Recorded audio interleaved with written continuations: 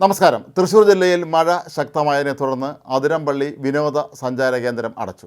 ഇനി ഒരു അറിയിപ്പുണ്ടാകുന്നതുവരെ സഞ്ചാര കേന്ദ്രം തുറക്കുന്നതല്ല.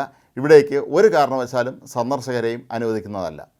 തൃശ്ശൂർ ജില്ലയിലെ തന്നെ പീച്ചി, വാഴാനി, പെരിങ്ങൽകുത്ത്, പൂമല, അസുരംകുണ്ട്, പത്താഴക്കുണ്ട് ഡാമുകൾ തുറന്നതായും ജില്ലാ കളക്ടർ അറിയിച്ചു. പീച്ചി ഡാമിൻ്റെ 4 സ്പിൽവേ ഷട്ടറുകൾ 150 സെൻറ്റിമീറ്റർ വീതമാണ് തുറന്നത്. മഴ ശക്തമായതിനെ തുടർന്ന് ഘട്ടം ഘട്ടമായിട്ടാണ് ഇവിടെ ഷട്ടറുകൾ ഉയർത്തിക്കൊണ്ടിരിക്കുന്നത്. വാഴാനി ഡാമിൻ്റെ 4 ഷട്ടറുകൾ 90 സെൻറ്റിമീറ്റർ വീതമാണ് തുറന്നത്.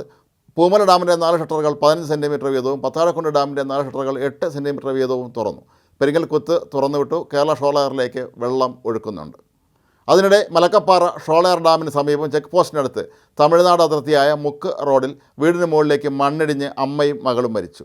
അറുമുഖൻ്റെ ഭാര്യയായ രാജേശ്വരി, മകൾ ജ്ഞാനപ്രിയ എന്നിവരാണ് മരിച്ചത്. ഇന്ന് രാവിലെയാണ് നാട്ടുകാർ സംഭവം അറിഞ്ഞത്. രാജേശ്വരിയുടെ കൈ മണ്ണിന് മുകളിലേക്ക് നിന്നത് കണ്ടാണ് നാട്ടുകാർ ഓടിയെത്തിയത്. മണ്ണ് നീക്കിയാണ് മൃതദേഹങ്ങൾ പുറത്തെടുത്തത്.